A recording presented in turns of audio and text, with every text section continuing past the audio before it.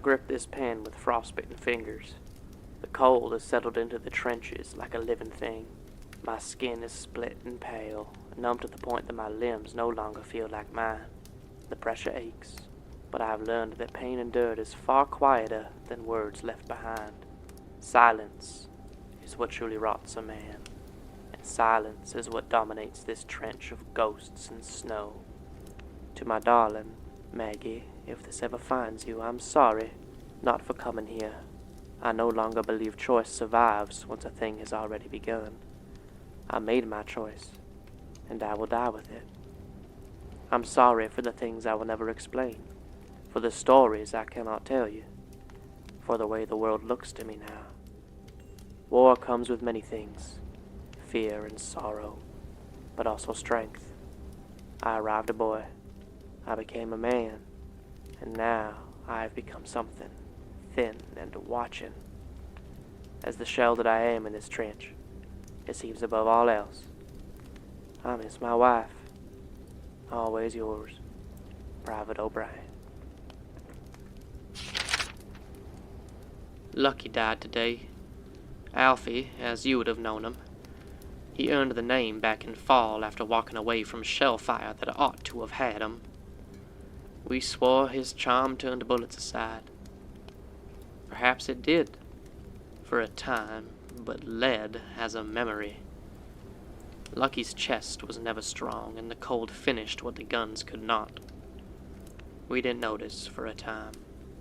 He went silent, then still, his soul frozen alongside his body. He was a good man, but slim. Maybe without Maggie's extra pudding, I'd already be frozen right there beside him. May heaven bring him as much luck as life. We hear movement from our neighbors. 13 of us stand tonight. A goddamned icicle. Private O'Brien. The Germans advanced at dawn. Shapes moved through the white like stains spreading through cloth. Our vicars answered, and we held our calm. It's strange how quickly a man learns the difference between sounds meant for him and sounds meant for someone else.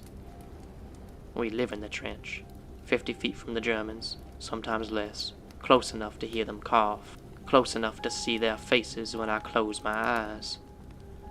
I used to believe they were my enemies, but they fall as any man does. They shiver in the night as we do. I no longer believe I have enemies. Only frozen men, here for reasons we did not understand, fighting for a chance to avoid the future that we all see. If it could all end, I would be the first to walk away. But death evades me another day. The cold does not. The war does not. Still here, Private O'Brien. Something unnecessary has been burned away. I no longer fear death the way I feared leaving home. Death is a direction, and maybe it'll be warm. If I'm honest, and I intend for these pages to demand honesty, I think I'm already halfway gone. What remains of my life is watching, understanding, and trying in these last borrowed moments to name the world as it truly is. We advance at sunrise. I'm unsure if this finger can even squeeze its iron trigger. We'll see if this parchment sees my pen again. As I am, Private O'Brien. We went over at dawn. The snow was shallow where we climbed out and then deeper once we moved. It caught at our boots and tugged at us like hands. My senses narrowed to snow, cold metal, and the breath of the men in front of me. The Germans were quiet that morning. I thought that might mean mercy. It did not. The guns found us halfway across. Tracers cut the flurry open in bright seams, melting men down where they stood. The noise was enormous and distant at once, like being underwater during a storm. One of the boys screamed, I do not know who. orders dissolved and we ran because stopping meant death. Billy, to my left, was struck in the throat. He fell without a sound, hands opening and closing, reaching for help that would never come.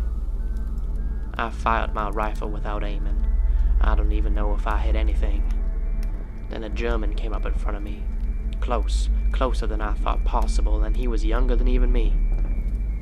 I think he was shouting something, I'm not sure. The sounds always bleed together in gunfire. But I do remember the blue of his eyes. I pulled the trigger because the distance between us demanded it. He fell backward into the snow and I stepped past him without looking back again. That was the 7th man that I've killed. Sarge said killing in war is not a sin, that our guns cleanse the land of the devils of the East, but the snow is always stained red, no matter what flag is worn. We were already scattered when an explosive shell landed. Something hot tore through my ankle. I didn't feel any pain at first, just a searing heat and then the warmth of my blood.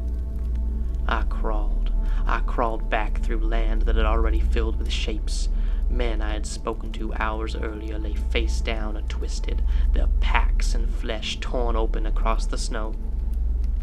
By the time I reached the trench, only I remained. 12 others did not. Alone. Private O'Brien.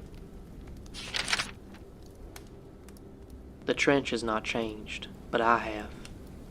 The silence of this day wraps me in a blanket of cold void. I waited hours for another man, another survivor, to drop into the trench alongside me. But it's just me left in this grave. My foot was an unrecognizable shape of boot, blood, and frost. Leather and scab had become one. I had to slice the leather with my blade and peel it off like the skin of an orange. Tiny bits of shrapnel protruded from my crooked ankle. I tugged the large bits from their sockets with shaky purple fingers. I don't know if I should have removed them or not. Specs was the medic, and I am a gun. But bleeding out feels like a mercy compared to the feeling of metal grinding on bone. Night is coming now, and with it, the true cold. The candle I right beside is dripping down to its final stretch of wax. I am bleeding. I am alone. And I am unsure if I will ever feel the warmth of the sun again. Morning has become something that is no longer promised. 4/5 of a man. Private O'Brien. We kill one another to preserve a future that none of us will live to see, trading the sun of today for a handful of coin, blood, and power. Both sides are the same, just boys shivering in different colors. I cannot regret the decisions that I have made, but I am finally starting to understand the world, and my only reward is that I must soon leave it.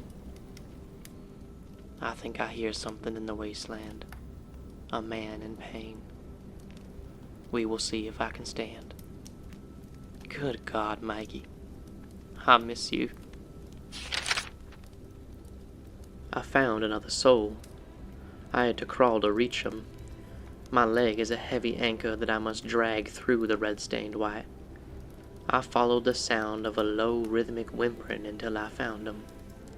He was slumped against a splintered crate, practically invisible against the fog, except for the German flag that was stitched upon his shoulder. I instinctively reached for my blade, but then I saw his eyes. They were a deep blue that I recognized instantly. He was the boy from the advance. I had shot him square in the chest, but he was still breathing.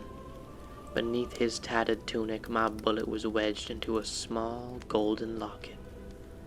The lead had crushed the metal and distorted the face of a woman inside. Perhaps his mother, or maybe his own Maggie. But the locket had turned my killing blow into a slow one. I didn't see an enemy. I saw a mirror. I don't know how I mustered the strength to get him over the lip of our trench, but I did. We fell into the mud together as two heaps of wool and blood. The flame of my fire is small, a tiny orange defiant against the world of blue and gray. I boiled the last of the water and dropped in the final leaves of tea. The scent of it seemed to wake him. He looked at the steam, then at me. He scrambled backwards against the trench wall and frantically patted his pockets, I assumed for a weapon. I quickly reached out a shaky hand and offered the steaming cup. He stared at me a moment, his breathing shallow and quick. Then the tension left his expression along with his body. He too had no fight left. He tried to speak, a jagged string of German that I couldn't understand, but his hand found mine. His fingers are as purple as my own. "Orion," I whispered, pointed to my chest. "Wilhelm," he coughed back at me. We are sitting here now, shoulder to shoulder, leaning against the frozen earth. We do not speak, for there is nothing left to say. We wouldn't understand each other anyway. The borders, the flags, the reasons we were told we were different, they have all been burned away by the frost. There is only the warmth of another man leaning on my shoulder. We have both killed. Neither of us are more righteous. The snow is falling heavily now, filling the trench. It feels like a blanket. Wilhelm's breathing is slowing, becoming a soft echo of mine. I hope you find this, Maggie.